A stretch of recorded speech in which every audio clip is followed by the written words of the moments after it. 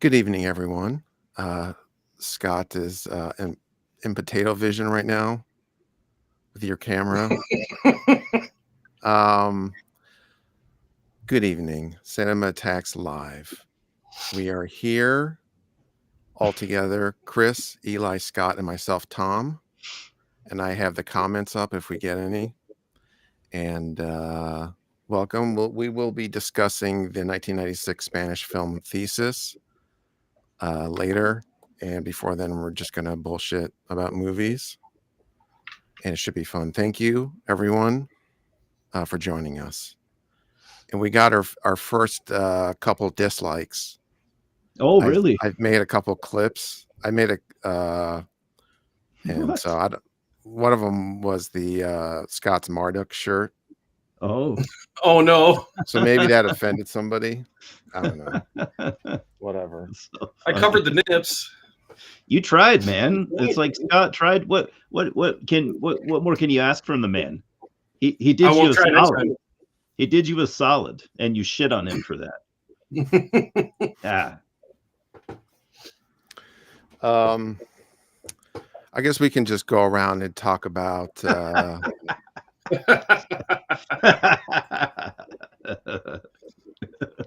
There we go. Simon. Does it look significantly worse up here? No, it's fine now. Just for a second, okay. like you were like, look, your video quality was super crappy for a few seconds. Instead of just kind of crappy. Yeah. Okay. But you sound great. Okay. So that's a plus.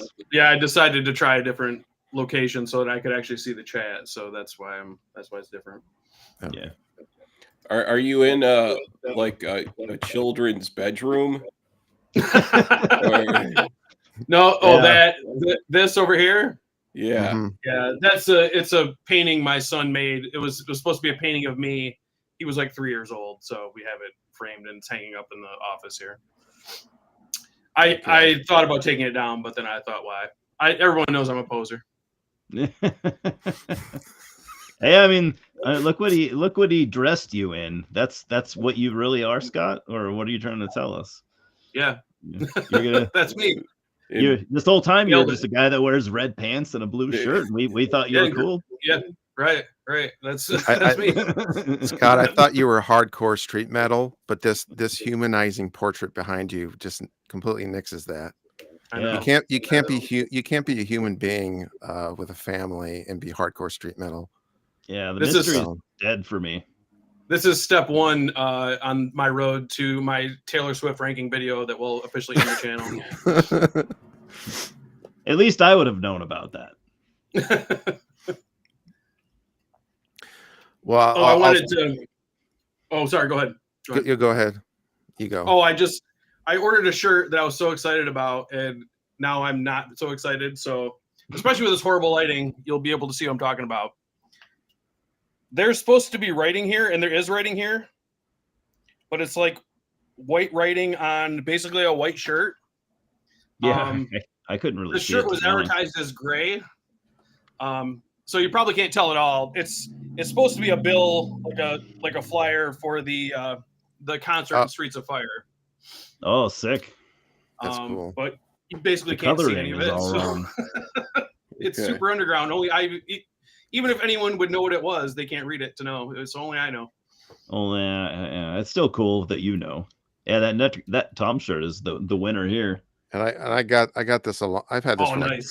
20 years or something. And I went and got a sandwich this afternoon, and there was a guy with his family, and he stopped me and he's like, "Oh, dude, awesome shirt." And I wanted to go up to him and be like, "Oh, you're into corpse fucking too? We should hang out." Are you replying to my ad? In front of his 10-year-old daughter. It's funny that you're wearing that. I must be a necromantic super fan to be like in front of his 10-year-old daughter, his wife, and like be freely. I wouldn't have the balls. Yeah, that's a tough call to make. But yeah, I was Tom. Do you remember that I mentioned that Necromantic 2 DVD that I had? just wanted to show you guys. It's pretty cool. Not so much the movie, but I just wanted to show the art cards that it came with. You know, there's no real nudity in this one, so I think this will be okay. But I always thought this was really cool. Still shot. And this next one, I'm taking a risk. Let's see. I'll just show it really slowly, and you can tell me when to stop. That's a. Ooh. All right. Okay, but I thought that was pretty funny. Wow. So yeah, it's what a wild movie. And thank you, James, for showing up again. Oh yeah. Yeah, so I'm not sure which movie you were referencing, but before. What did Poser, James say? Simon Poser alert. Oh, Oh, he's talking. I thought there we go. Scott's shirt was an Ellen DeGeneres shirt. Like I don't know why. Ellen. Yeah, I Yeah, saw yeah. that. I Ellen was like, aiming the attackers. okay. yeah, but you'd be a poser if you have to only be into the Ellen show, her sitcom from the 90s. Oh yeah, before Right, she yeah. sold Or out. I'm sure, or like her stand up maybe from like the late 80s or whatever. But yeah, Right. yeah. My mother like watched the Ellen DeGeneres morning show when that was on, and Oh, before yeah. she got canceled.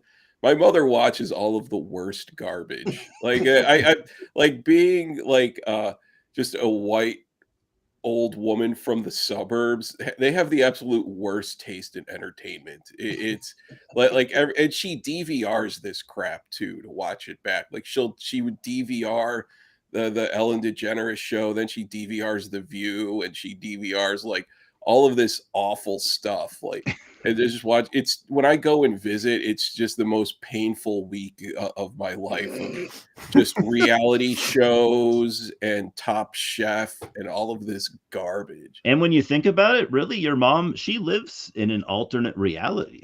Like she doesn't really live in the same world that some people do. Like, that would be kind of cool to just like live in this world of like The View and No, it's not cool. It's not cool. There's nothing cool about it.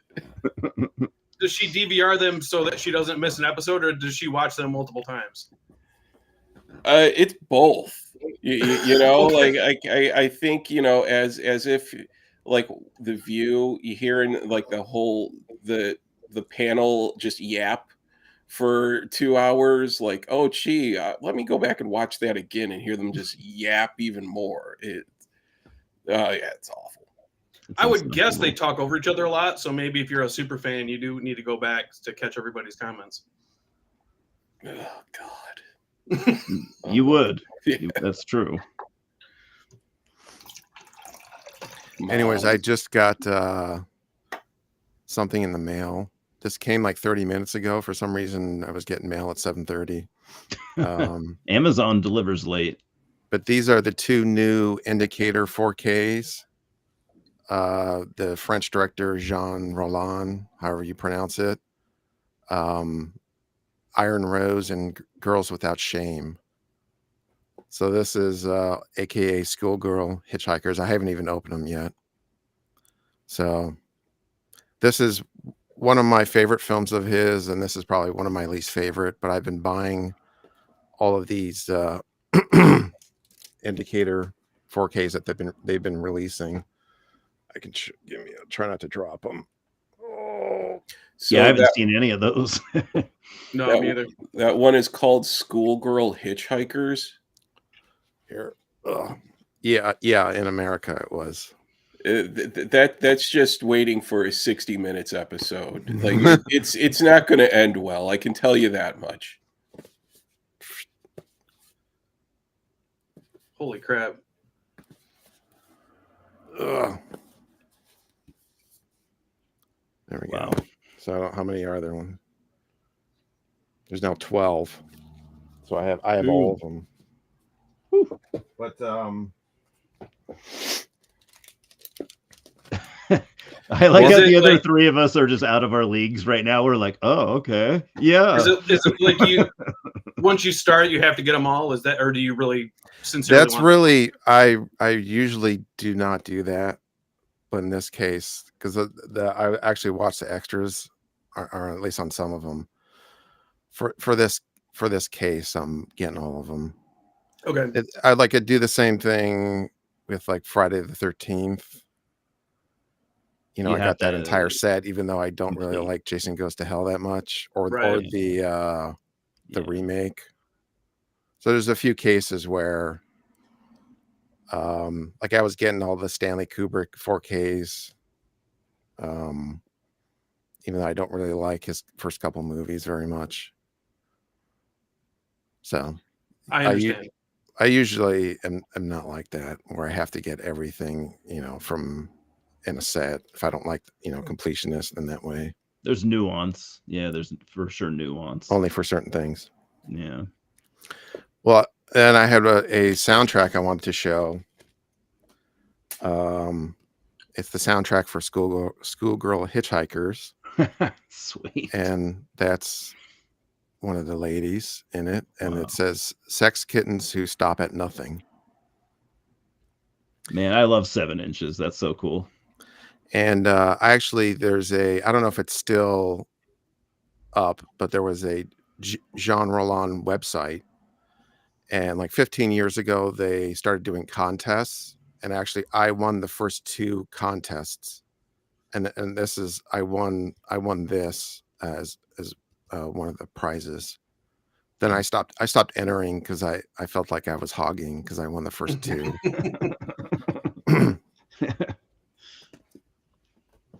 That's awesome. I Were those demand for a sale, or was recount. that just like a prize thing?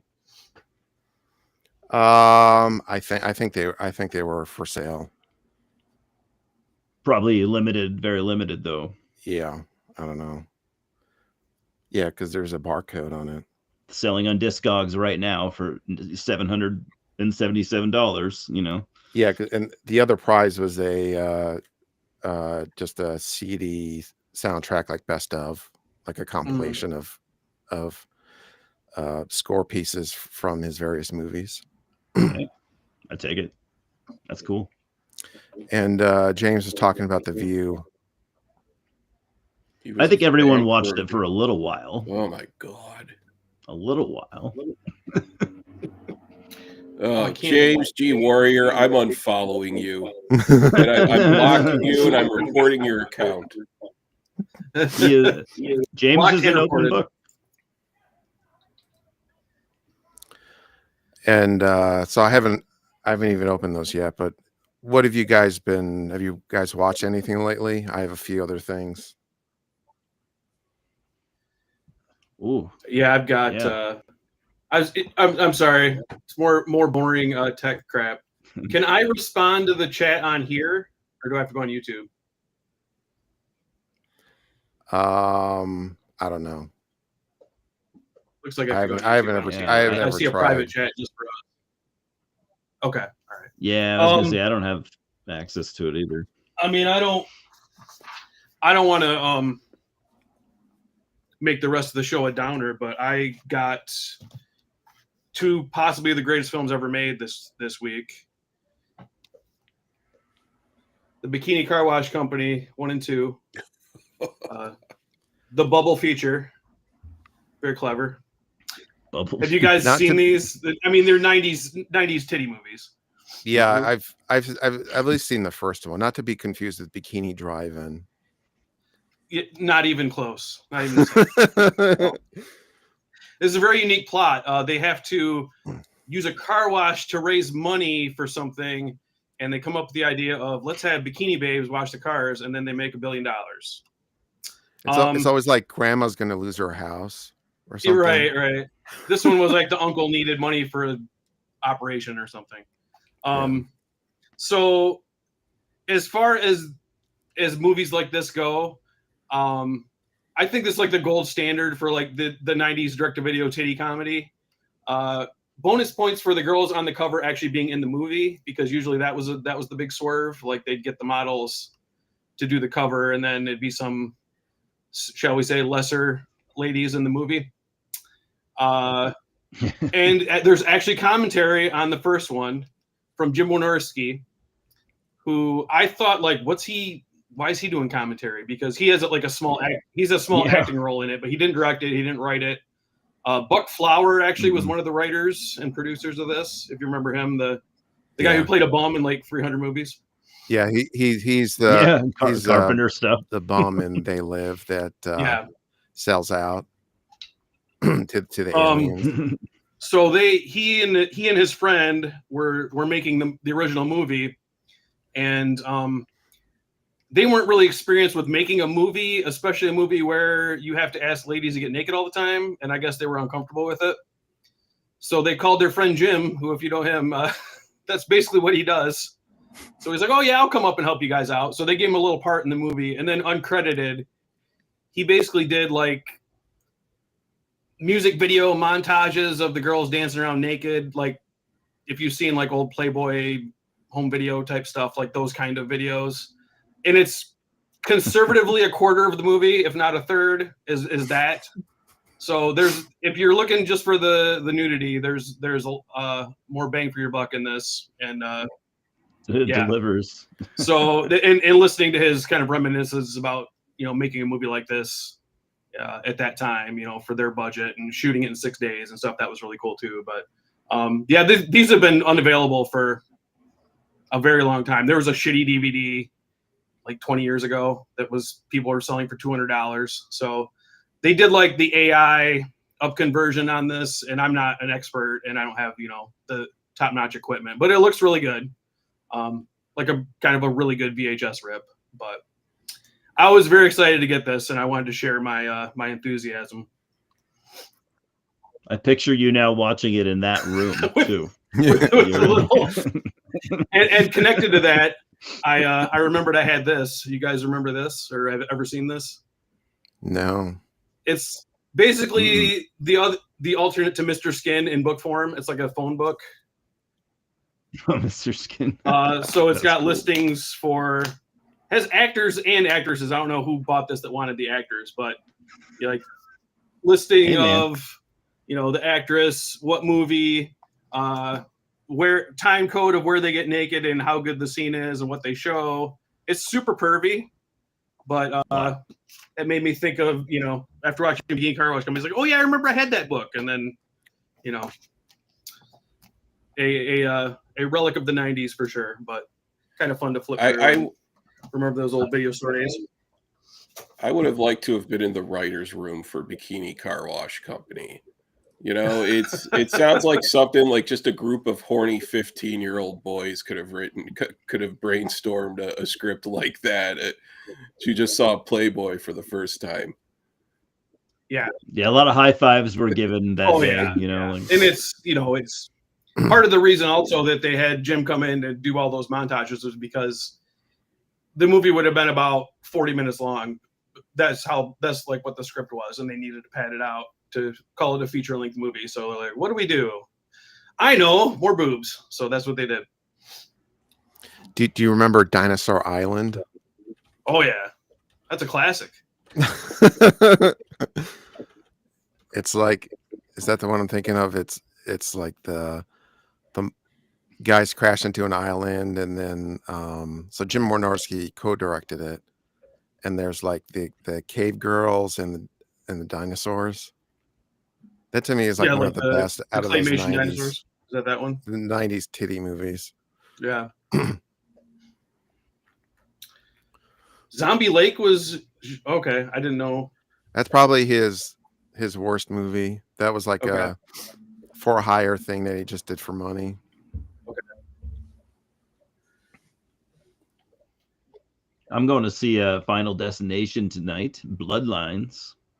I don't know how you guys feel about that. I've never been really into the franchise or anything, but I'm actually really excited, like just for something cool to do, something fun to do. I've liked all. I mean, I didn't love them, but I thought they were fun for what they were. All the ones I've seen. I don't think I saw the most recent one, whatever that was.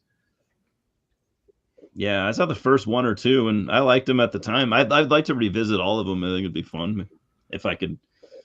I don't know. It's not really my thing, but you put them on. You're not gonna not have a good time. especially. I mean, think it's. Oh, sorry. Go ahead. I think I've just seen the first 3. I remember the second one is the one that stood out to me as being fun. Yeah. The first weirdly the first one, I when that came out on video, I worked at Tower Records and we rented VHS and DVD, I think. And for some reason the first movie I kept renting it over and over again and never watching it until I finally watched it. We all did that back then, like just you would just rent stuff. You didn't always get But to I it. swear I rented it like 5 or 6 times before I actually watched it. Yeah. Yeah, I remember doing that too. Or keeping it, not returning it for like 3 weeks. Like shit. I should have bought it twice. So yeah, James is hearing good stuff about the new Final Destination. Yeah, the first one, I'm not actually real huge on the first one either, because the first one's way more like lore based, kind of. And it's like you said, the second one they threw that out the window and never returned to it, I don't think. And they're just like, let's just take the fun parts of these or of this, I think, or I would imagine, and let's just move forward and do it a bunch. Yeah. Kind of like Saw did, let's just run with it. What the people like. Yeah, James said he did Final Destination and The Ninth Gate. The Ninth Gate I just got on Blu-ray. The Johnny Depp movie, Roman Polanski. Yeah, I remember. Couple weeks ago. I really loved that movie actually. But it's got a very cool, just slow burn atmosphere. I just had the DVD and I have the soundtrack for it. The score is awesome for that movie. I think it's the same guy that did Bram Stoker's Dracula, maybe. The score.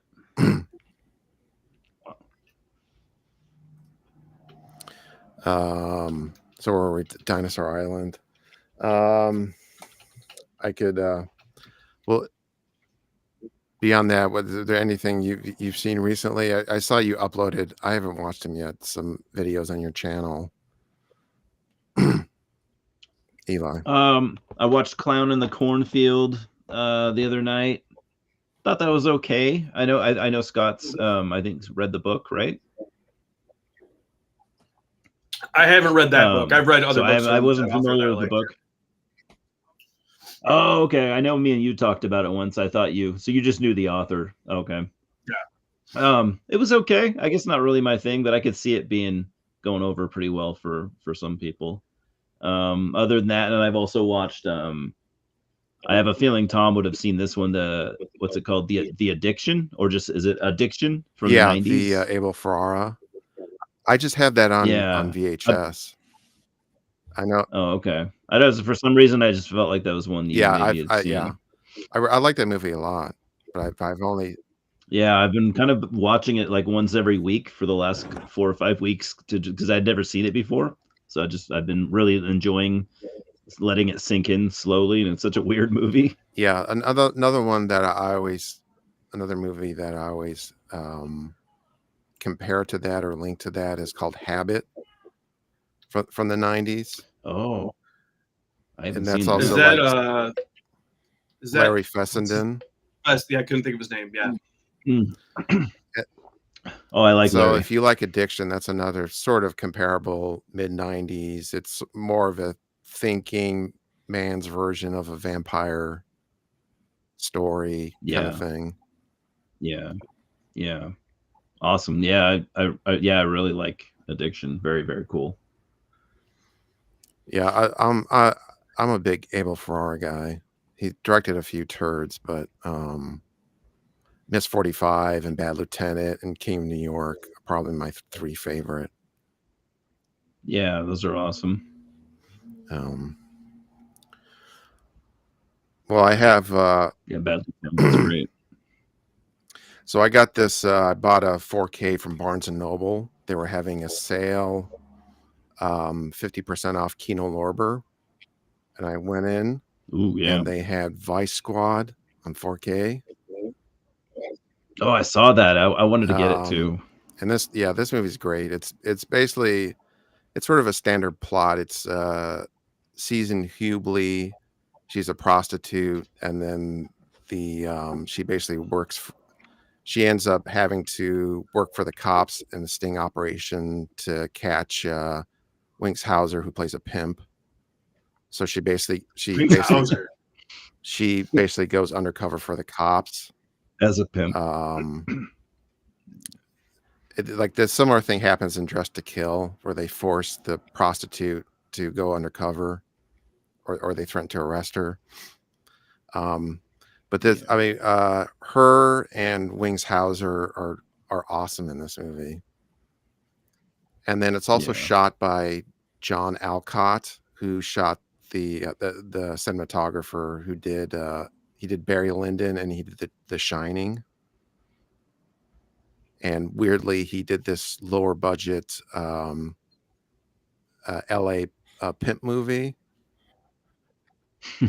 And I remember he also did Terror Train, the slasher with Jamie Lee Curtis. And I remember him saying that people ask him, like, why the hell would you do this after The Shining? You work with Stanley Kubrick, and he was nominated and won Oscars. And they asked him why he would want to do Terror Train. And he said, because shooting The Shining was so boring, because you just would do one camera angle a day. It took forever. So he wanted to do a movie where he had to move quickly, and did 40 setups in a day. To him, it was working on lower budget movies was just a lot more fun, apparently. So it's not always about he the did money, some movies that you would never associate with, because if you've seen Barry Lyndon, you would never think, okay, that guy's doing low budget pimp movies where Wings Hauser's beating his hookers and stuff. Well, it's cool that he'd be like, I'm just going to do what I want. That's cool that I got acclaim, because he probably, once you like you said, once you reach a height like that, you're pretty much set from there out. You're going to get work with all the big directors are going to want you to. And it's cool that he would just do what he wanted instead of just cave into all that high profile stuff. So James, I think he's referencing Pareto Duranga, or it was called, like, in the US it was called Dance with the Devil, I think. Is that because that's the Alex de la Iglesia movie, who did Day of the Beast, who we talked about a couple weeks ago. Yeah, I'd be really interested in seeing that. Not the unless there's another Rosie Perez, Abel Ferrara movie. And Javier Bardem. And then another movie I got at Barnes & Noble. A few weeks ago, they did a 50% off Paramount thing. And then I got Summer Rental, the John Candy comedy. Because this came out on Blu-ray and people were hyping it up. And I just saw this as a kid. So I figured, and this was only $3, brand new. Oh yeah, that's a classic. But I just like some of there's just certain scenes I liked. Like, basically, it's mainly funny because of John Candy, and Rip Torn plays a sailor who thinks he's a pirate. So he plays himself, basically. But like some of it was a little disappointing rewatching, because there wasn't like a lot of funny scenes. It seemed like very generic comedy, but then John Candy and Rip Torn brought a lot to the table to make it funny, because it's just like it's standard fish out of water thing, and then there's a race at the end, a sailboat race. Well, John Candy, there was that time, like in the 80s, when he was in movie after movie after movie. Like, he exploded and was huge up until he died, pretty much. Yeah. And I think that was one of his first starring roles, because there was also The Great Outdoors with Dan Aykroyd.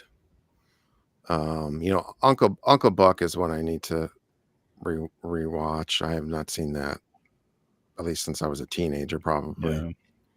Planes, Trains, and Automobiles. My opinion as a John Candy is you gotta watch it all. Like, it's because you only had so much time with him. I don't think he really did anything that was real terrible. Even as like later the 90s stuff was okay. Yeah, and the SCTV was great. So there's all those sketches that he did for SCTV. Yeah.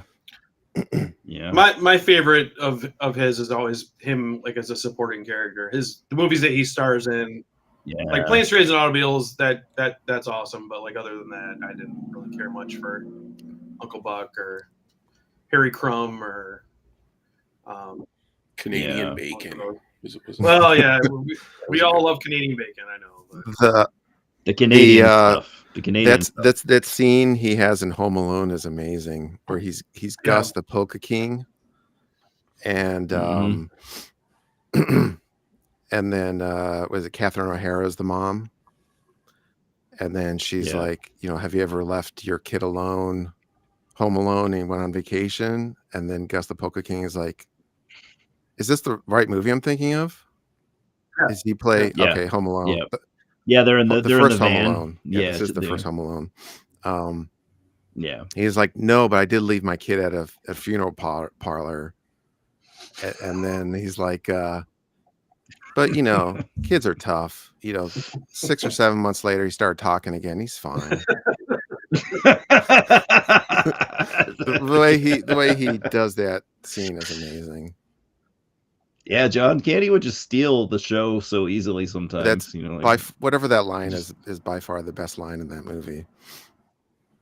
Yeah, it's fantastic. And he's just the whole time he's in that, he's in that movie for maybe 7 minutes, 8 minutes, and like that whole scene is really good. Every second that he's on the screen is so great. Like he's so alive in that. Wasn't just like, a cameo of a famous guy. We'll throw that in there because famous guy.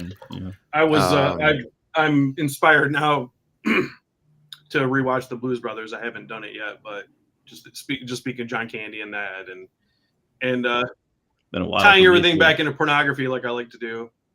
I was reading an issue of We from 1980, and it was a long article about the making of the Blues Brothers. They were still making it, but somebody visited the set, and a reporter, and it was pretty fun reading about how chaotic it was, and trying to coordinate the Chicago police and all the random residents that were gawking and trying to get in the movie, and just kind of a fun snapshot. You picked up just an old issue of We magazine back in the day when there were just all of these different brands of smut rags that just showed you all the same stuff. I feel like they could have all consolidated, just been one magazine. Like one super, perfect spine magazine. That just covered it every all. month you get a phone book in the mail. Everything. Yeah. Well, no, come on, be fair. They all, at least then, they had kind of their own personalities. Like We was like, ooh, Playboy's for your dad. This is for the hit 20-something in 1978.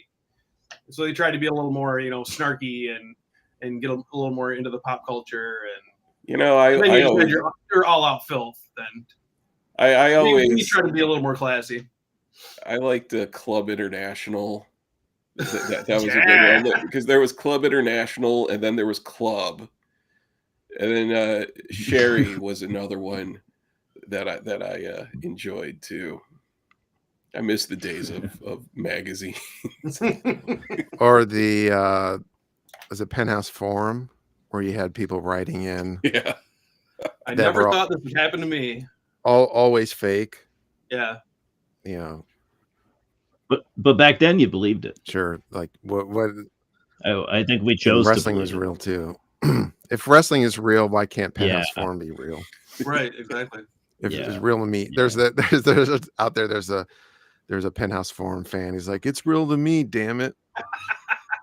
Yeah, That guy. I also choose to believe. No. Could have happened to someone. All right. You want to talk about Thesis? Sure.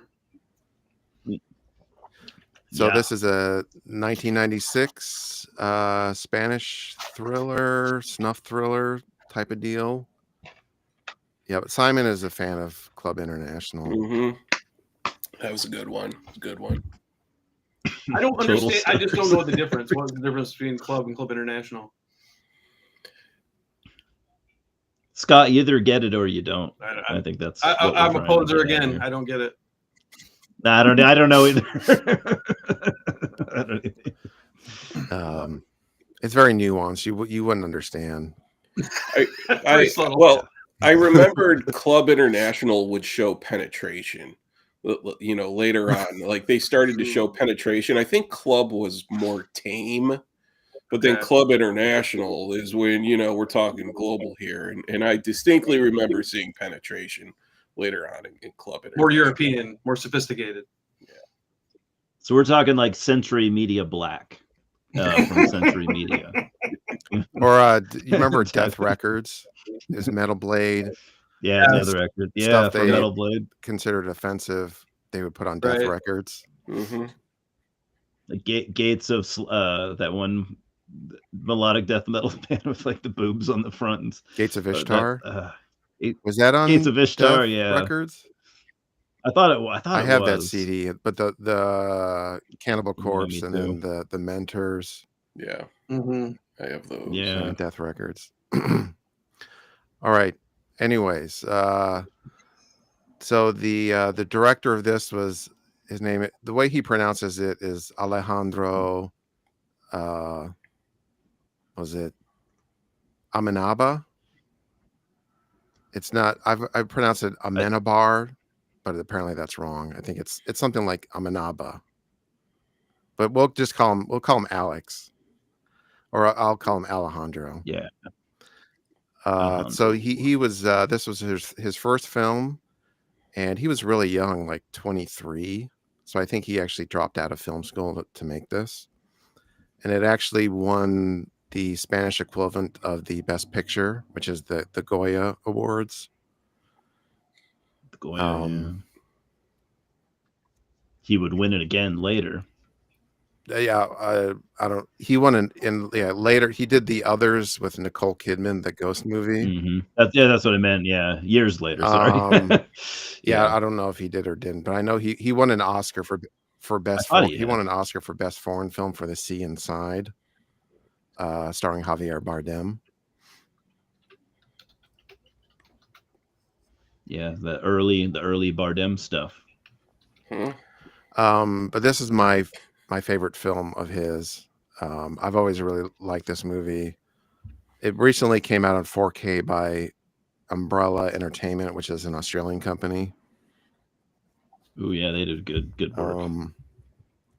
Expensive to get though. And basically there's a few other movies with sort of comparable plots to this movie that we can get into. But basically she's the heroine her name is Angela or Angela. If I call her Angela, I'm just going to think of Sleepaway Camp. So I want to call her. Yeah, I know. I just want to call her Angela. I'll just because I think of like one of the best lines in movie history is from Sleepaway Camp when he goes, that kid is like, "Yo, Angela, why you so fucked up?" Remember that? Yo, Angela. Well, I'll call That's it. such an aggressively New York movie. Yeah. Angela. It's very pleasant Angela. to say. You got to admit. So she's writing a thesis about audiovisual violence. So she's trying to track down the most fucked up videos she can find in order to write this objective analysis thesis for her. I guess she's going. Oh Jesus! she's going to like a communications school. So I don't know if she's a grad student or whatever, but some sort of college student. And then so she teams up with an expert on the subject. His name is Chema, and they basically find a video and investigate it, and there's a lot of plot. So I'll try to sort through it as best I can. But I took stills again this time, but only for the first 45 minutes or so. But so none of you guys had seen this movie. No. Okay. No. Yeah, I guess we could start with like comparisons to other movies you've seen, like any movies Yeah. you've seen that this reminded you of in terms of revolving around snuff films or Yeah. 8mm. Yeah. Yes. So to me, comparison to 8mm is more 8mm is more like the noir version, where Nick Cage is like his soul is eroding as he's looking for this. He's hired to find this snuff film on 8mm, that type of thing. And then this movie Thesis is more like a erotic fascination, revulsion with the topic, where she's like she thinks she's being, it's just an objective analysis, like she's writing this long paper about this subject, but it's really, she has like an erotic fascination with violence. So that would be like a difference between the two.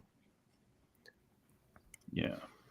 And then another movie that I was thinking of was at least the beginning of Candyman, where it's like you have the academic getting in, researching a topic, but then getting in over her head. At least like, yeah, I had not thought of that at all. At least the beginning of it, because then Candyman gets supernatural, but there's the thing of sort of getting intertwined with the this subject matter when she's trying to be a just an objective collegiate analysis or something. Mm-hmm. Yeah, I kind of thought that Tom, you might bring up that movie, that George C. Scott movie, Hardcore. Hardcore. Yeah, that's another. But there are just some differences. But, and that's another.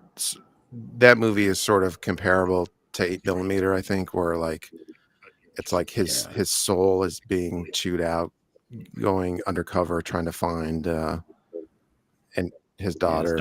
And then in 8mm, it's for somebody else. He's hired to do it. Yeah. All right, so let me configure this. So there's a little setup at the beginning where Angela, there's somebody like jumps in front of a train, and then she's sort of enticed to see the body.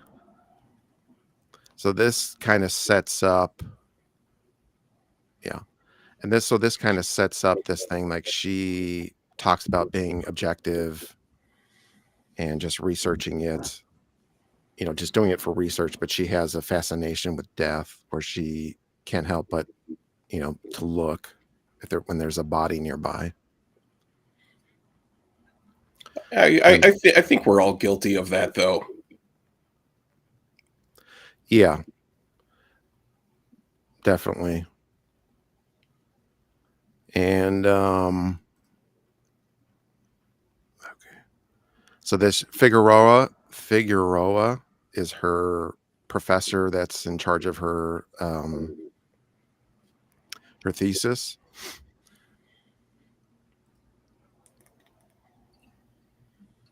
And then so she basically asks him, like, there's a school archive of media, and she basically asked him, can you find them, whatever the most fucked up stuff that we have at the school?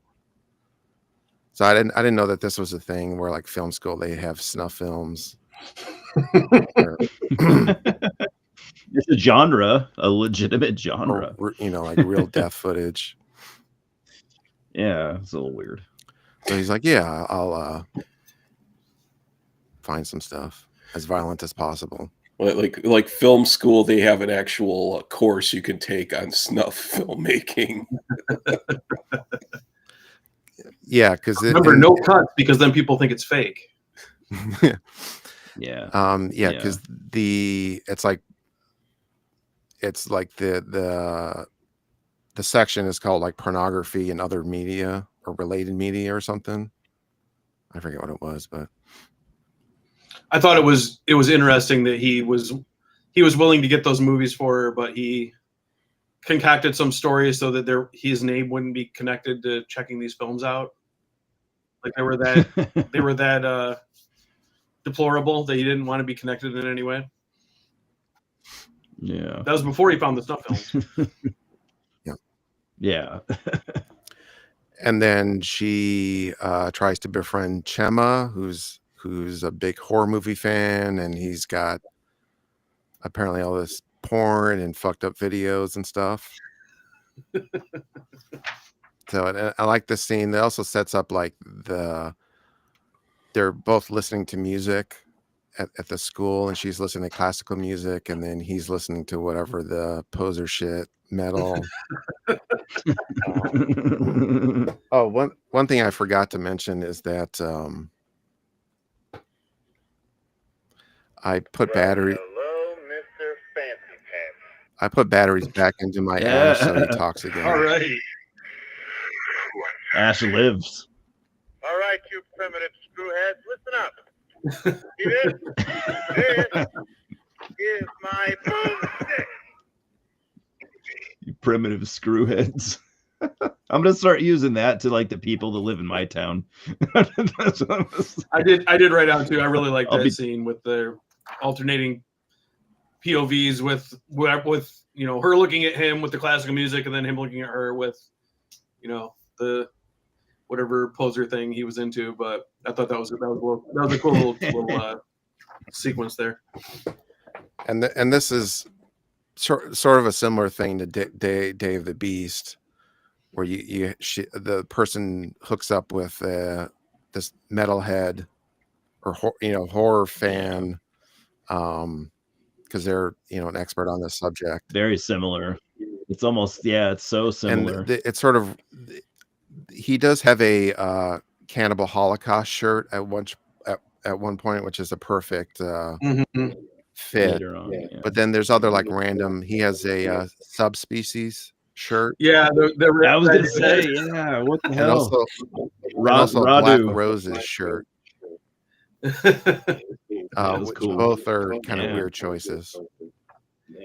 There. Again, whatever the production designer could find for little to no money, I'm sure. Yeah, whoever sent the best samples or whatever, the best promo pack. I did like also when he got her into his apartment and he was trying to entice her into watching some porn. He's like, I've got everything. I've got soft, hard, and oriental. Yeah, I'll get to that in a second. Eventually, he agrees to help her out, and then he has this again, like this way overdone place that he lives in. Oh, yeah.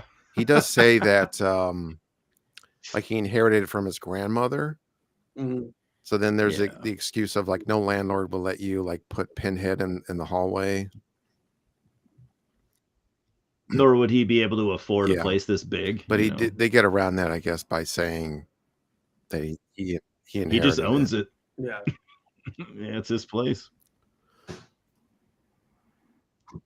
Exactly, Simon. Yeah.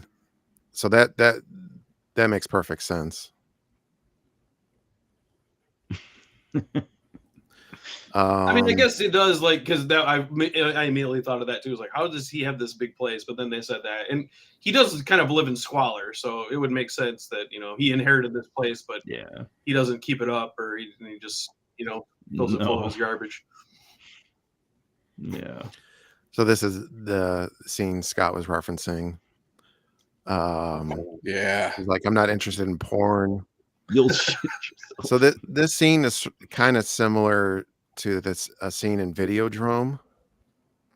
So if you remember, Yeah. James Woods is like, is talking to a salesman. And the salesman's like, yeah, I got this porn. And he's like, no, I need something harder. And they both use the word Oriental in this scene and that scene in Videodrome. So there you go. Canceled. Yeah. I got to give it to this guy, though. He gets a woman back to his place right after when they first meet. And in less than 2 minutes, he's showing off his porn to her. You know, I mean, that makes me go back to my idea how I want to have centerfolds hanging up all over my walls. I should just do it, you know? Yeah. If they can't accept you, then forget them. If you can't accept me at my worst, then you don't need me at my best, or what is that? And by worst, I mean addicted to porn. Yeah. But that's why Chima is a cool character, because he is not a poser, clearly. And he lives by his own rules. And they set up that like she's clearly not attracted to him. So there is that. This is mean. And he likes her right away. This is really mean, but she said, like, why did you agree to help me? He goes, oh, because you're gorgeous. I'm like, I mean, she's fine, but gorgeous, really? I mean, I don't know. Well, that hairstyle ruins it for me. Yeah, like that hair, like that. Both of them have the same hair, pretty much.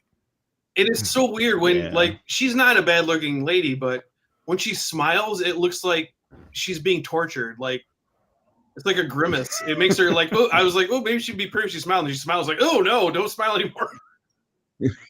So that was my very shallow contribution to this conversation. Hey, I get it. So basically, he has real death tapes, and there's a quick or like autopsy. You know, any of the. Well, I'll leave it on this. Have you guys ever? Because there's the Faces of Death movies, and most of the stuff in those movies were fake, I think. Mm-hmm. But there's, I did go through that phase where I would search out the Simon Says She Ain't Club International material. No, definitely not. More swingle. That is the standard of measurement that you use with Simon. women, Yeah, typically. true feminist. Club International is the 10 out of 10. But like a big one was Death Scenes. There was a VHS series called Death Scenes, and that was all real stuff. Death Scenes. Damn. And I remember one of them had the Bud Dwyer thing. I'm hearing my voice now. I was hearing some echo too. Maybe it'll go away. Oh, that was my cat too. Oh, testing. Okay. And I think it was Death Scenes 2 that had the Vic Morrow Twilight Zone footage. Oh shit! I've never seen that. But it was like it was That's every brutal. angle and step by step slow mo. Oh. So people have seen some. There's footage of that flowing around, but that Death Scenes 2 movie has like every pop. You could very clearly see what happened. It is insanely fucked up. That could not be legal to put that out. How I'm did sure they he get got that? a cease and desist or something at some point. Yeah. I remember Traces of Death. I don't think I ever saw Death Scenes, but I remember the Traces of Death because, they had the Relapse soundtrack on one of them. Yeah. And one of them was the Bud Dwyer, and that's still to this day, like, the one thing I watched I wish I hadn't watched. Like, you can't unsee it. I haven't seen it. I don't need to. And that was no. that was sampled in a Dead World song, and they were on Relapse. Oh, okay. They had I think it was on a single where they sampled the Bud Dwyer thing, but it was like almost like a dance industrial kind of thing, but it was all Bud Dwyer doing the vocals. Kind of off that's kinda topic. awesome, Have you guys listened to Fluids? Dude, I was just gonna bring that up. That first Fluids album, those intros. Well, and there's stuff. one. Oh my god! I think it was the end of one of them. I'm not really that into it, but I've heard it, and it's like yeah, me either. It's a curiosity. It's a fun it's listen. audio one of. time, It seems twice, like to maybe. be a guy. It seems like audio of a guy who cut his wrist because he's like, "Oh, look at all the blood spraying out. Isn't that fucked up?" It sounds real. I don't know if it was like a real suicide video. So supposedly, I think they are all real. They're all like audio footage that they got from. Yeah. Yeah, I don't know. Anyways, yeah. Not for me.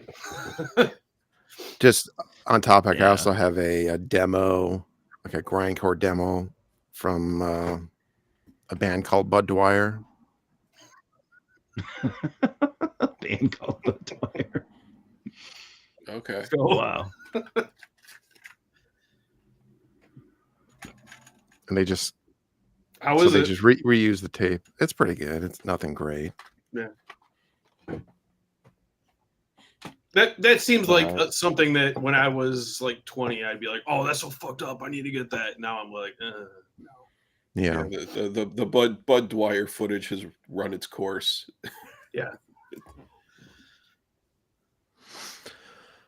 Okay, so they watch all these like real death footage, but then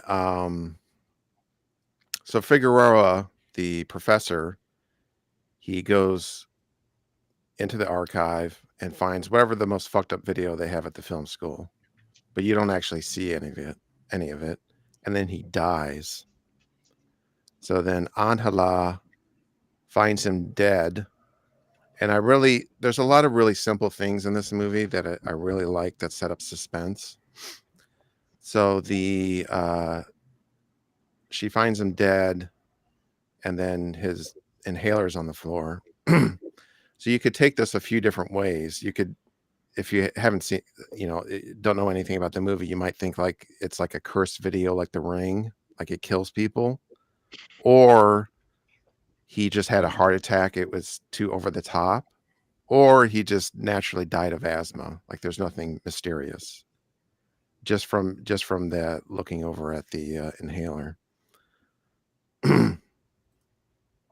Simon's. Yeah, I guess the way that they made his face looking, you're like, oh shit, that doesn't look like that's not right. So Simon, it's an American politician that shot himself live on TV, and that's how you spell it. I just heard recently that he didn't, whatever he was accused of, he didn't even do. Was that true? I don't know. It was some kind of embezzlement thing that they later found out that he didn't have anything to do with it. Yikes. But yeah, Simon, don't watch it. And then, so part of the movie is that she, is fascinated with this topic, and it's sort of forbidden to her. So she steals this, whatever this tape is that he watched, which is, messing with a potential crime scene. Yeah. So she knows it's like she's doing something naughty. Yeah. Yeah, Simon says that he was innocent. Yeah, I didn't know that, but Me um, Simon's like, oh yeah, I've already seen that. One thing I'm curious about, she has those super VHS Pro decks there, but no monitors hooked up to them. So, is it all just hooked up to the projector? Oh, maybe that's it. Yeah. Maybe they're all hooked up to the projector. I don't know.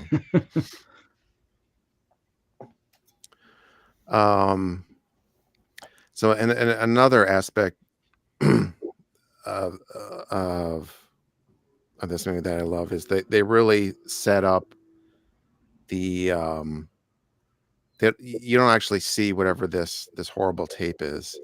People are talking about it, and then she makes an audio recording of the tape, and she plays it over and over again. It's just a woman screaming. So It sounded like a woman on fire.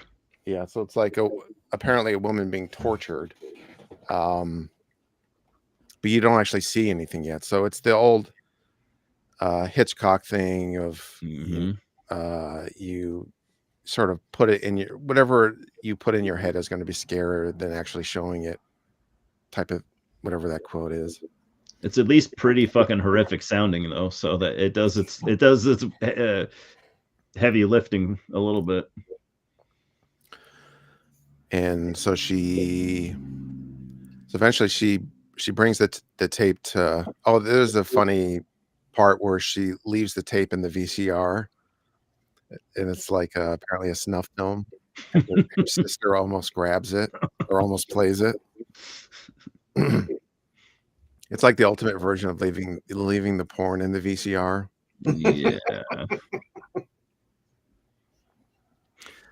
And then I really like this too. Like later on, so Angela returns to her room and she sees that a couple pencils are out of order and the drawer is slightly open. So just those two images tells you that someone was snooping around in her room. So she assumes her sister was snooping around looking for the tape. And I thought that was a really effective and super simple, inexpensive way to show that. And so this other Professor Castro, he takes over.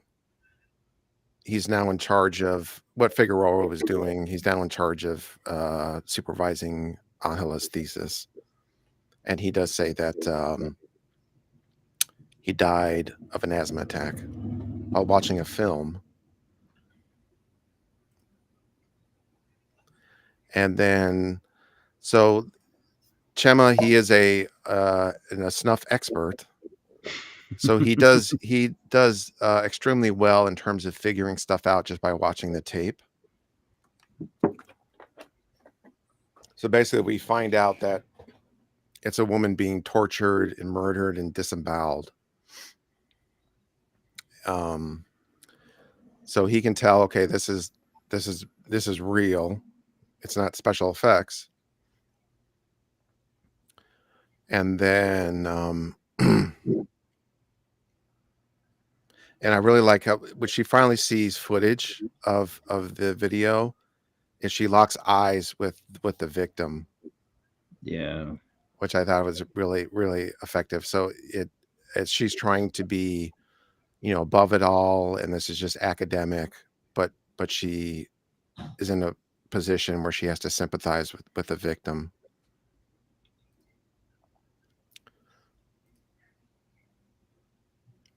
And then the other thing is the Chema recognizes the woman in the video, and he explains like, yeah, that girl used to go to school here, but she mysteriously disappeared 2 years ago.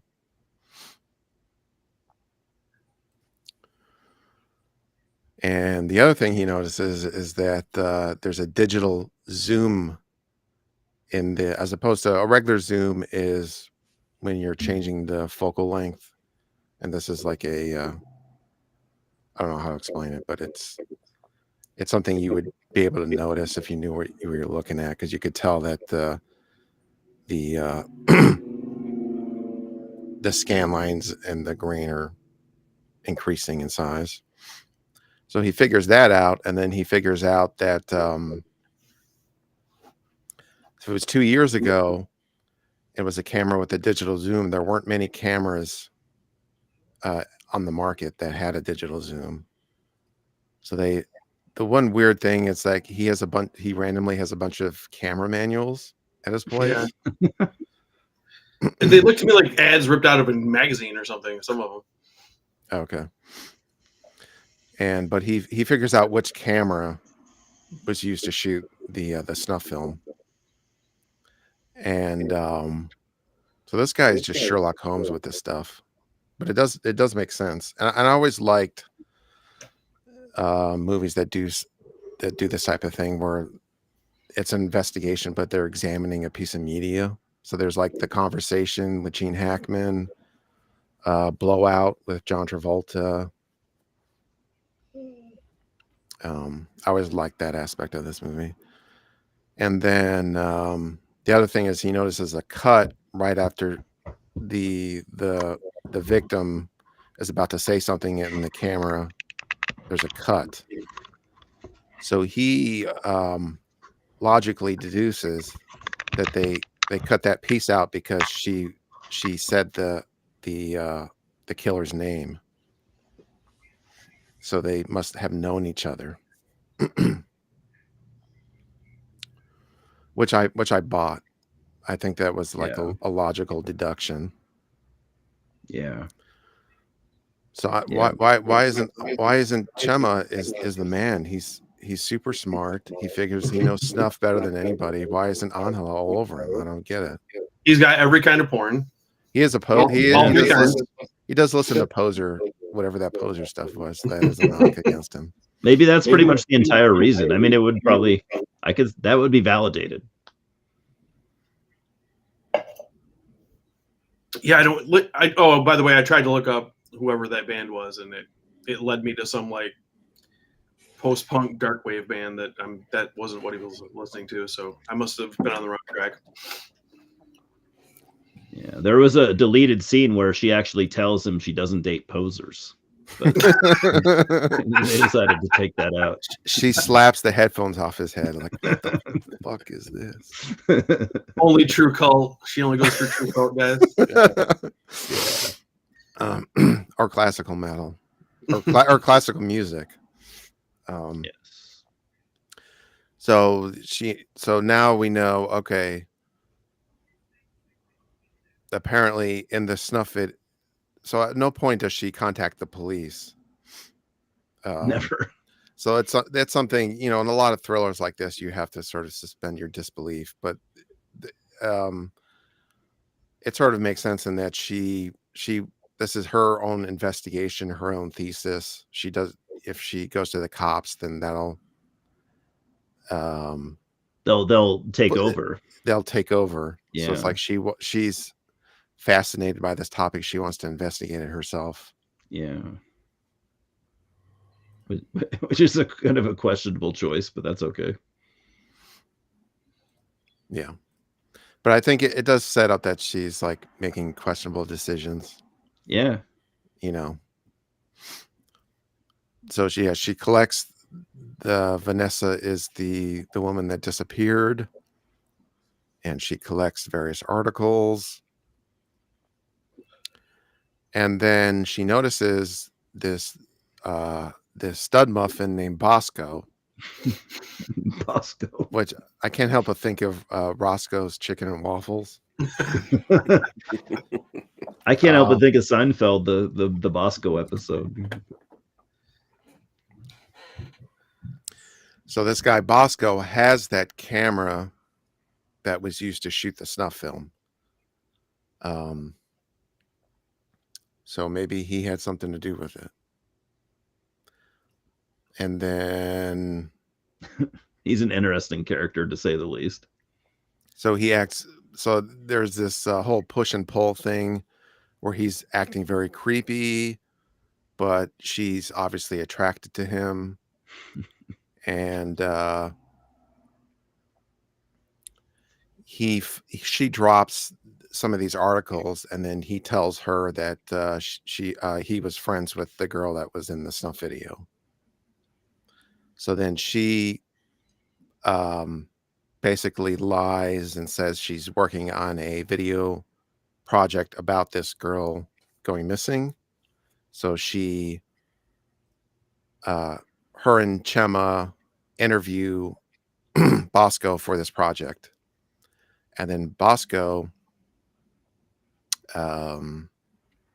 says that he thinks that she ran away with a lover, basically. And so what did you think of this Bosco character? How he's introduced? There's like a sort of a chase scene in the school where they're walking out, chasing each other. Yeah, that was super suspect. Like he just all of a sudden he's running full tilt after her down abandoned hallways, and but he's hot, so I guess it's okay, right? She forgave him. Yeah, it was a weird introduction. You're like, is this a villain or is he trying to kill her? Not really connected to anything, but in my head, I thought of him as Spanish James Franco. I was trying to do that too. I was trying to be like, all right, who is he the Spanish version of? I couldn't quite. You did better than me. I was gonna say like Brad Pitt, but that's a little bit too pretty. You know, you got to take it down a half notch to James. Yeah, that's a 10. You go down to like an 8.5. Yeah, but yeah, he does look kind of James Franco-y. Well, a few years later, Alejandro directed "Open Your Eyes," starring the guy who plays Bosco, whatever his name is. Oh, cool. Oh, really? And that movie was remade as Vanilla Sky with Tom Cruise. Yeah. Well, So I've never seen the original. I really should. Cameron Crowe thought that Tom Cruise was a good fill-in for that guy. So okay. Again, sort of. I'm sorry. I seem to be Mr. Tangent today, but I enjoyed Vanilla Sky, and I turned on the commentary briefly, and I couldn't take it because Cameron Crowe is insufferable. He was very, very proud of this movie and how clever it was. This movie that he made that was a remake, an exact remake of another movie. Wow, how did you think to do that, Cameron Crowe? Oh, you watched the original movie and then you did the same thing. Okay, but put Tom Cruise in it. But he has the Jeff Buckley needle drops and whatever else. That's true. That's true. That he added that. I will say the original is better. I've seen both. Okay. In my opinion, but they're fairly similar. I think the ending was a bit different. Okay. So going back to the bad decisions thing, to me, it's trying to set up like he's very clearly at least hiding something, if not a murderer or creepy in some way. But she still pursues him, at least from a investigation point of view. And then Chema sort of makes fun of her, saying, you know, you just think he's hot. And then this is one of the better lines is, he's dying to blow your brains out while he fucks you up the arse. And you won't even have a coffee with me. And yeah, so this kind of really sets up the movie. And then what did you guys think of like where it went from there? So you kind of set up, now you have the Bosco, you have all the characters introduced finally. It's like 45 minutes in and set up. I thought I like the no, sorry. I liked yeah, well, obviously when Bosco comes in is when it starts to get really interesting. Because he just adds so much his just crazy life that he leads for some reason, where it's just like, how do you even have time to manage all these clashing things? But he just seems like he's just trouble, but like I don't know, I ended up kind of actually liking him. But yeah, I don't want to go too much. Certain aspects of this movie, I think there's like do you know Pedro Almodovar, the Spanish director? Or have you guys seen any of his movies? If I have, I don't recognize the name. I'm sorry. Okay. I don't either. He at this point in the 90s, he would probably be like the most famous Spanish director because he's won multiple Oscars, I think. There's sort of like a to me as Pedro Almodovar soap opera-ish aspect to the movie in terms of it's like it's like a woman is torn between two men, like the not hot guy that's nice and competent, and then like the hot guy that's probably a creep. So there's kind of, it becomes sort of that element. Yeah. But I think that's sort of, there's just something Pedro Almodovar to me about this movie that you wouldn't necessarily expect. Yeah, I was gonna ask, what were you I want to say you would, was it you that said you felt kind of De Palma about this movie? Was that you, or is that a different movie? I referenced Blowout. So there is the Blowout. Okay. I was gonna say, I feel like it reminds me of a handful of American films from like the early '90s, and I can't really remember any one specific. But none that were, I don't think, quite as good as this one though. I felt like the middle, like the second act, kind of dragged a bit. I don't know. I started to feel like I started to feel the length a little bit, kind of in the middle point. Maybe the Bosco guy, I was like, fucking get lost. I don't know. Maybe I was just annoyed that, she was going for the handsome, obvious creep, mirroring real life. But no, I enjoyed the movie, but I thought, everything got set up, and then I felt like there was a period there where I was just kind of like waiting for stuff to happen that, and then we had dream sequences and stuff that I don't know. This was 30 years ago, but I felt like the sexy dream, and then she wakes up. I was like, did we need that? But I'm just being a critical asshole. Yeah. Yeah, I didn't really follow the storyline because it was all closed captions. So I was just watching what was going on screen. Okay. I kind of lost the storyline. you were adding your own storyline in your brain. You were kind of like, I was still stuck on that my Private Idaho poster that was on her wall. Yeah, it just kind of seemed a little out of place. Like, what's that all about? Really? Did you like the movie that much, huh? Okay. that much. That's your one movie poster you chose to put on your wall. Right. Yeah, and this movie was pretty inexpensive. I think in modern U.S. dollars, I think it would cost around $800,000. Oh wow! And the director does mention his love of Hitchcock a few times in watching the extras, and I think that's pretty obvious. And he also has like several Hitchcock posters in the movie. So I noticed Torn Curtain and maybe Suspicion. There were maybe 3 of them. And he also has Hitchcock had his cameos in all of his movies. He has a cameo when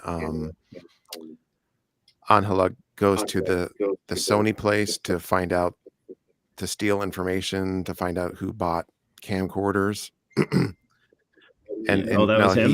He's listed as one of the that's him listed as one of the on the screen there. So that's his little cameo instead of coming on screen. And M. Night Shyamalan does that. However the fuck you say his name. Don't ask me. He's got to do his little cameos as well. I like it if that's a director's thing and they stick to it. I like it, but I get it where it's stupid sometimes.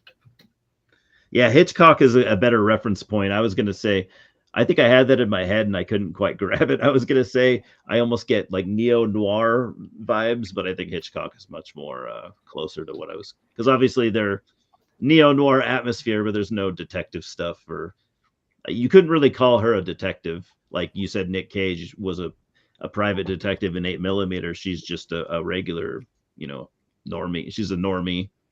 But I don't know. I guess I kind of got some neo noir vibes in the way that I was. Yeah, and the thing that makes this movie unique as opposed to some of the others, I think, is the sort of erotic fascination of the main character. It's true. You're adding some of that basic instinct type of stuff. Someone's got some echo going on.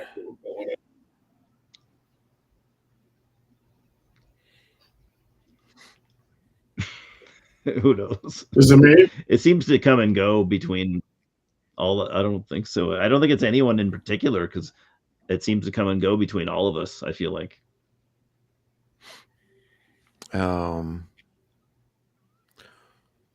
Yeah, I that to me is maybe for at least especially American audiences, the sort of soap opera-ish lean with the Bosco character might be weird for some people. That's true.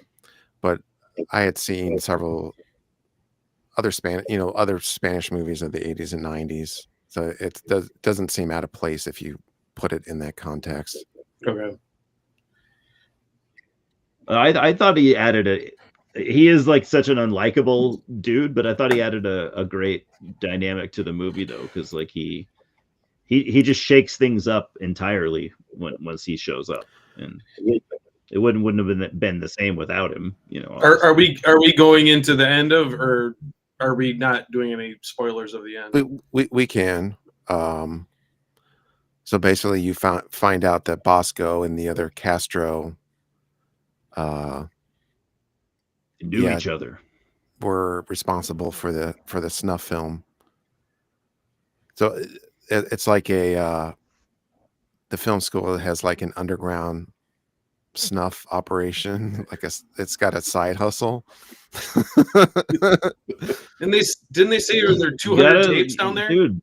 Yeah. Who do you think's paying for the school? Yeah, you need funding, and funding is scarce.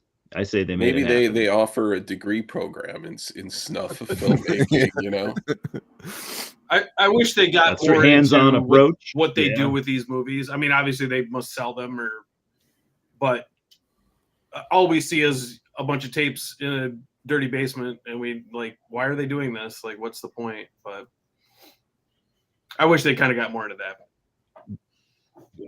Yeah, there's a lot they could have gone into more. I mean, I guess the reveal's kind of cool though. It's not just like one of the main characters that's the bad guy. It's both, both the dudes. So that was cool because she was like kind of starting to like the nerdy guy a little bit, and then it's like, oh, you're both creeps now. Well, it was like I thought that was cool. Bosco was so fucking weird. I mean, so suspect. Yeah, he was. That I was like, well, it can't be him. Like, he's too obvious. Yeah, and then true. It was him. So he's a huge, massive red herring. And then it was, it's kind of strange in that like there were basically 4 suspects and it ended up being 2 of them. Yeah, I don't know. So I don't know how they could have done this differently, but it seemed like everyone was such an obvious suspect that when they revealed them, I was like, well, yeah, of course. Yeah. I don't know. It could have been all 4, right? Oh, okay. I think the swerve is that he teamed up with the teacher. So Eli mentioned Scream. Yeah. Okay. Yeah, kind of Screamish. Which it's I think the writing was pretty clever. Like and it was pulled together really well. Yeah, because I think Bosco plot-wise needs to be a creep in order to make it that Angela being attracted to him is clearly the wrong thing to do. Right, yeah. Like clearly a bad choice where everybody can see it. Yeah. Like we know he's honey, a sex what are pervert, you doing? like right away. Girlfriend. I was confused by the alley sex. Like I thought that was another dream, but I guess that was real. Like when she saw him in the club and then ran out and then he caught her. Like right near the end. Yeah, I thought that was real. That was real, okay. Because I was like, how did he catch her? Oh, this must be another dream. Like, how did he know where she was? Yeah, she just constantly dreams about banging him. You know, That would be a healthier way to go about it than Yeah, it would be. Yeah, it's pretty crazy that this guy went on to direct the Others, though. I really liked The Others. I have liked that movie since it came out. You know. Yeah, I saw that in the theater. I really like it too. Me too. And then I saw a movie he did called Regression, which was just kind of so with Ethan Hawke and some other people. And it was just kind of like, wow, you did The Others, and then years later you would do something that was just kind of like so average. But hey, I can't judge. I don't think I've seen anything he's done after The Others. I saw Open Your Eyes and The Others. It looks like he's done a number of things, but yeah, I haven't seen any of it other than Regression, and that was like 2015 or 16. And it was okay, kind of underwhelming. I haven't even seen The Others, you guys. So you haven't? Despite wow. what you see on my wall, it's so big. I'm not a fucking poser that goes to PG-13 horror movies. That's true. That's really the only reason I haven't seen it. I know what I've heard is good, and I know I need to see it, but that when it came out, that's why I didn't even consider it. That's understandable, because I do that now. You know, I guess back then it was maybe because it was so hyped up and stuff, where people were talking about it. So I'm like, oh fuck, I have to see it, of course. I was busy looking for Bikini Car Wash Company bootlegs. Yeah. And I respect that too. You know. Someone's got to preserve the fact too. Mad respect. You have to go into a dark alleyway, and there's a guy with a duffel bag filled with Bikini Car Wash VHS tapes. All dubbed. He just dubbed them all and Xerox covers and stuff. If you're truly cult, that's how you have to do it. How's the transfer? Oh. If you have the Vinegar Syndrome 4K, then yeah. Fuck off.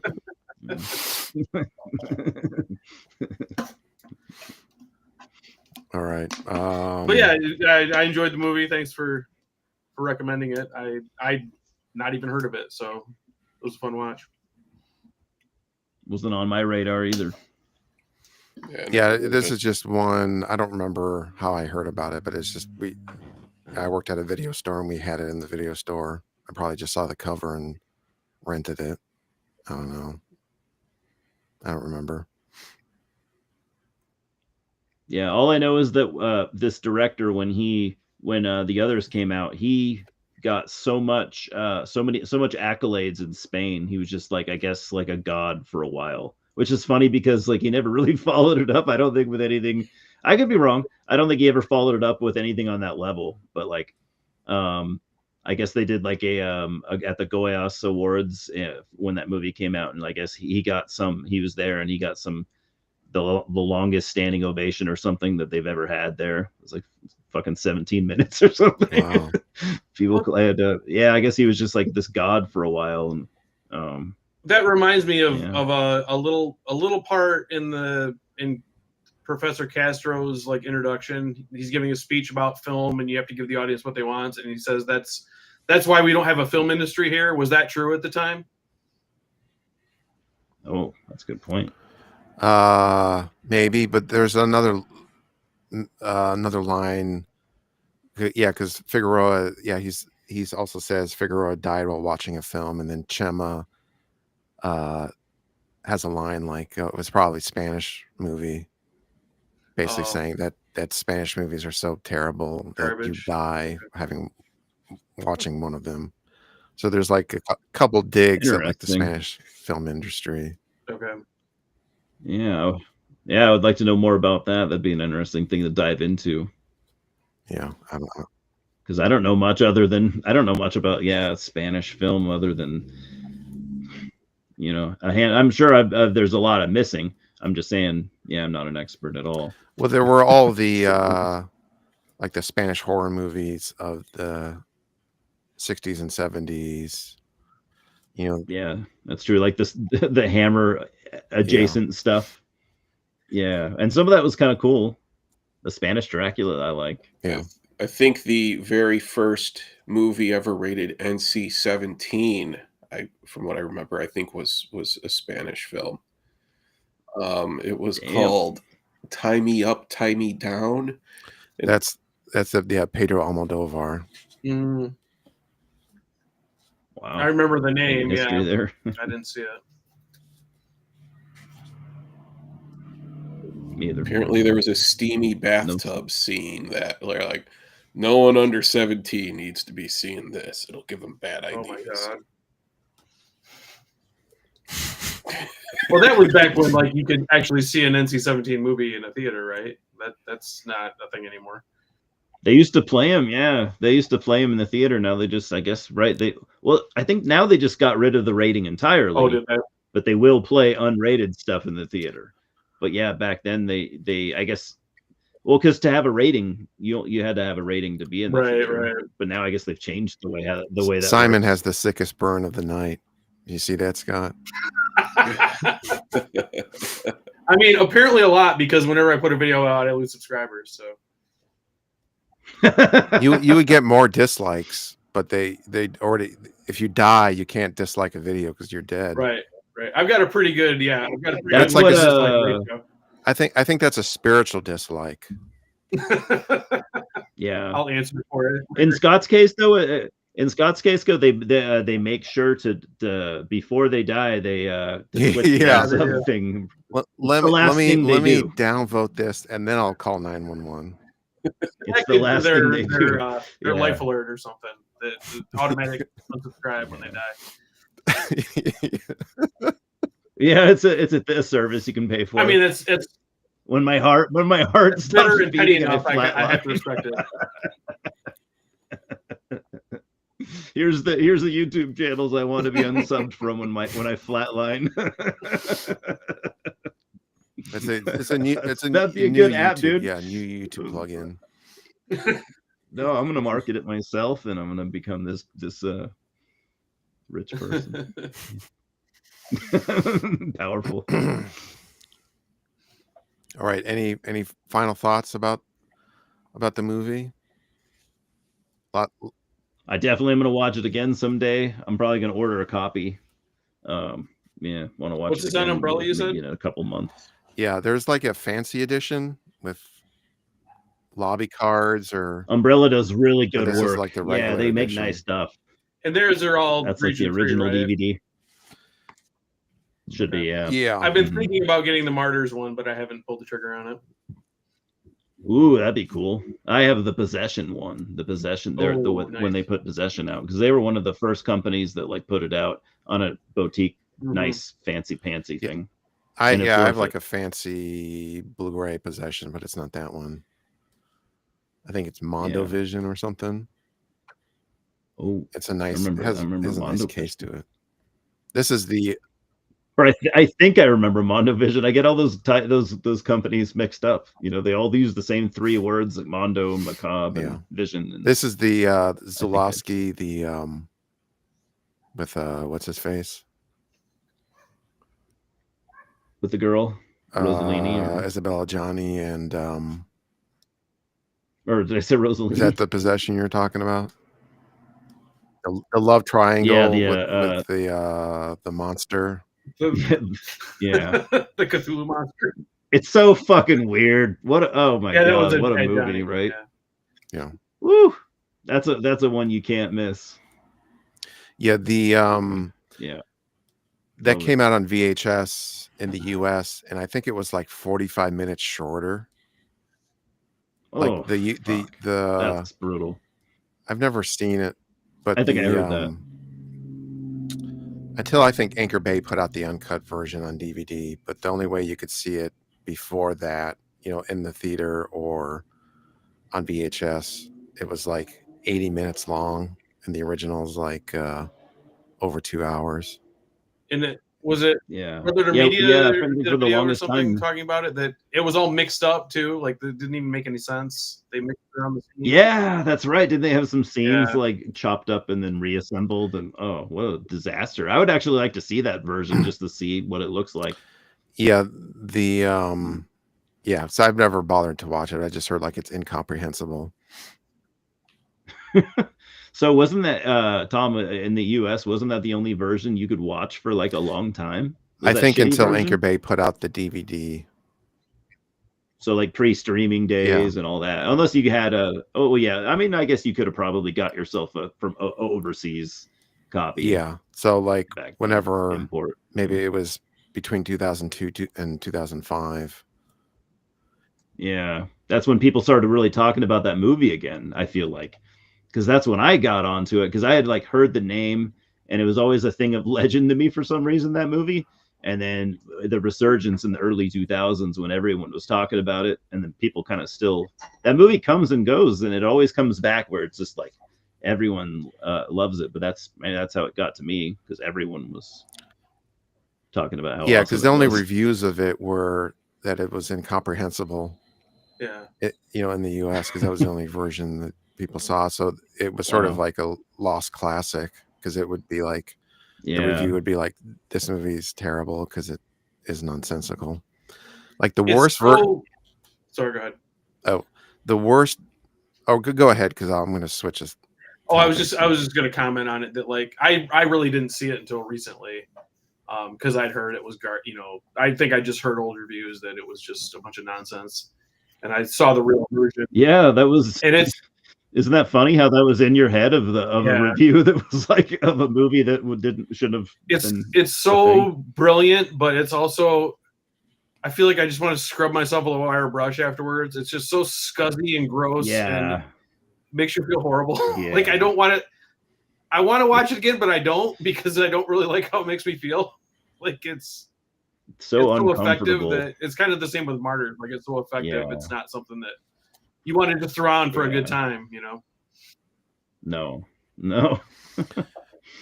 Yeah, it's like the worst example of that was Sergio Leone's Once Upon a Time in America, because the original was like 3.5 hours long, and then it has this like complicated flashback structure, and then for the US version and like the VHS version, they put it in chronological order and cut out all the flashbacks, and then it was like 2 hours long. They cut out like an hour and a half. And the movie, that's messy. And I've never seen that version, but supposedly it just makes absolutely no sense. Well, that'd be like to say that all of these scenes meant nothing, like how that's weird. And then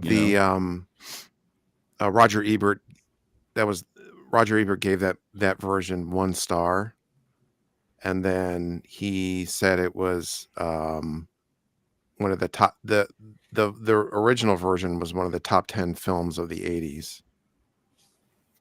So it went from 1 star to one of the top 10 to a classic, to a total classic. Well, have you guys seen? I think they called it the Godfather Epic, where they edited 1 and 2 together in chronological order. That was the first way I saw the Godfather 1 and 2 was that version. I mean, it's not nonsensical, but it's like, I think kind of ruins part 2. Because like the flashbacks are supposed to mirror, it's not supposed to be, I don't know. I just thought it really did a disservice to part 2, but yeah, because like part 2 mirror it, because it's the I agree. The Marlon Brando character is supposed to mirror the Pacino character, like their life. That's like the whole point of the movie. Right. So instead you've got like kind of a prologue to part 1 and then an epilogue, and because they just, basically ripped part 2 apart and shoved it on either side. Mm-hmm. Which is a weird concept. I don't know. Like I feel like 2 you can't fuck with.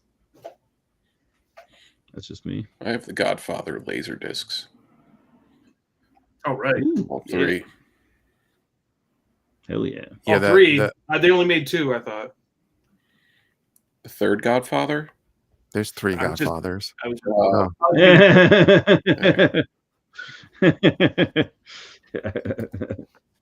I didn't think about that for a second too. Yeah, Godfather 3 is not that good, but what are you gonna do? What are you gonna do?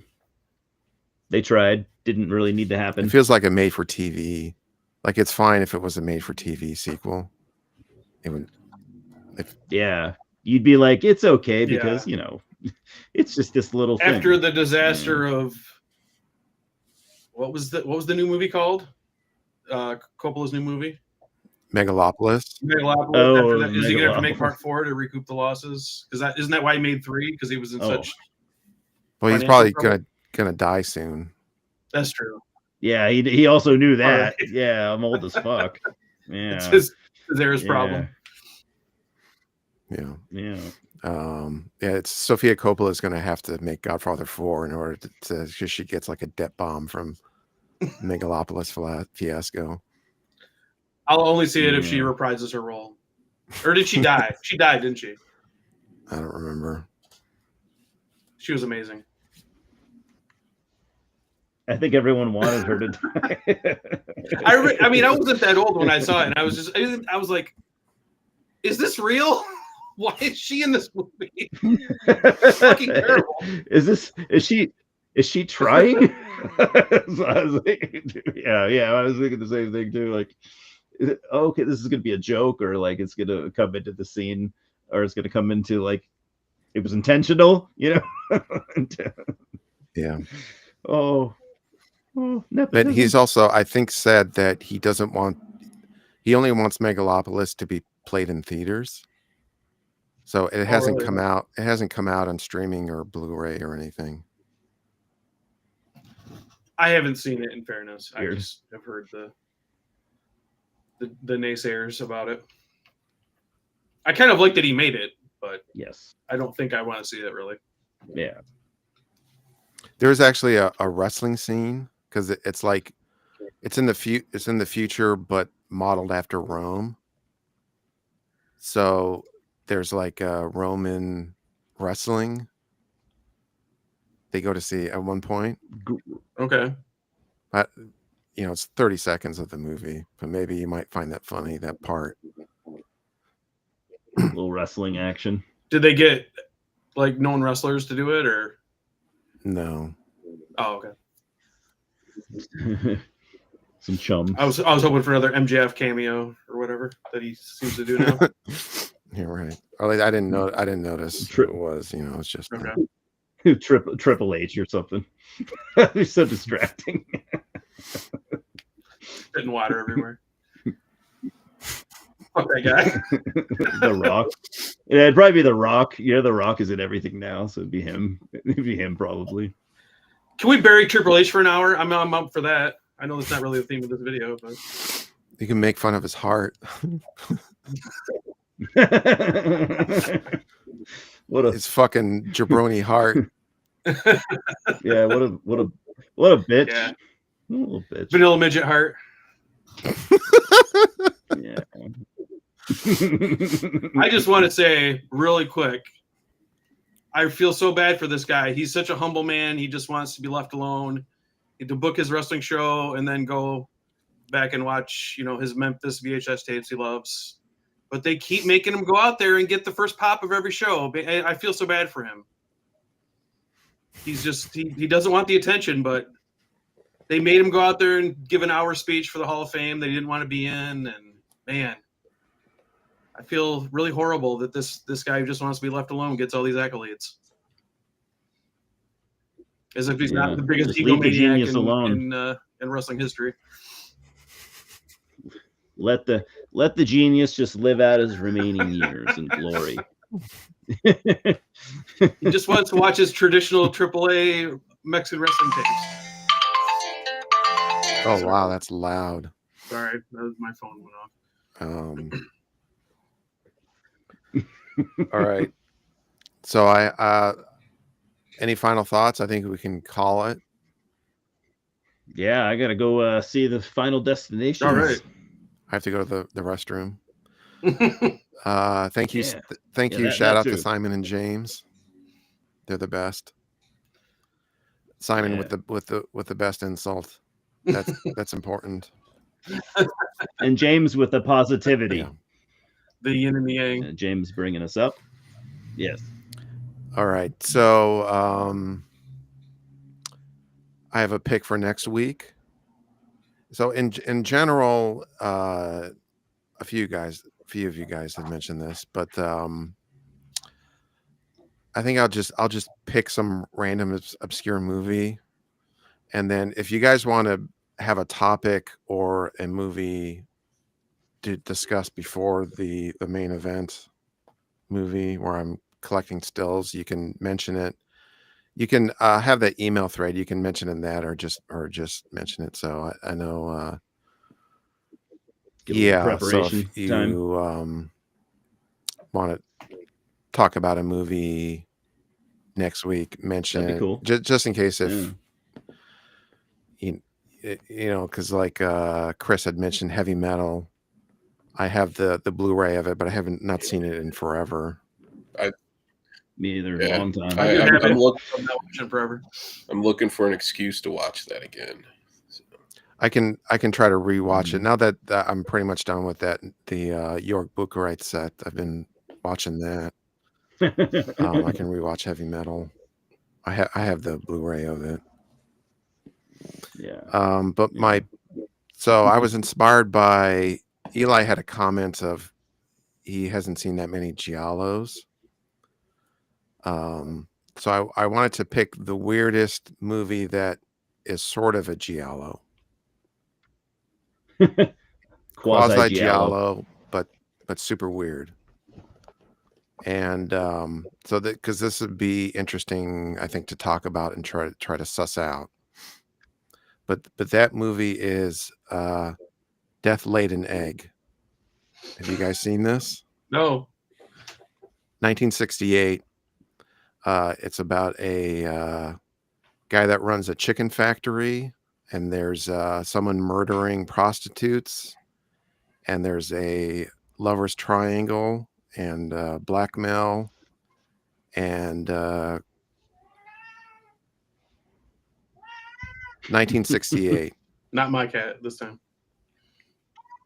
It's Midnight's yeah, Hungry, it's my man. cat. Oh, Oh, okay. Oh, okay. Tom's looking behind him. What the yeah, I fuck? don't know what Midnight's been up to. Probably Okay. set the kitchen on fire or did something horrible. But this is a very weird movie, and it's quasi giallo. But I would not say it's officially a giallo. Okay. Maybe maybe that's I can try to explain what that means if people don't know what a giallo is. Explain that next week. I do, but yeah. Yeah. We've seen him a little bit. All right, and all right. I think I'll call it then. Okay, So cool. we'll do that. I'll try to rewatch Call Heavy it. Metal, Chris, this week because it's been a long time since I've seen it. The closest I've come is We've all the got South Park reason enough. episode. It's been that long. All right. Lots of extra bad jokes next week. Oh no. Should have quit while you're ahead. We'll see. Yeah, James got Thesis mixed up with another movie. Like he's saying, like he said there was a Mexican Oh. snuff film he watched or something. He thought this was that. So I don't know what he's referring to. I don't You know if also I got that want, in an alley. I don't know if I want to know, frankly. Yeah. I think All we're right, accessories so- to hearing about it. Death Laid an Egg next week, 1968. And I appreciate everyone for watching. Guys, I appreciate you joining again. This was fun. This is getting a little better each time, I feel like. I'm getting the hang of it. I didn't do as many slides this Yeah. time. I did. Yeah, I it's think fun. I did. Thanks for having us. I think I did too many last time, but You'll figure it out. all right. Thank you everyone for watching. I'll do an end slide. We'll try this. So if anyone wants to follow me or email me for some reason, you can do so. Good night. Tom's inbox And is thank you. full of Yeah. dick pics all of a sudden. Bad idea.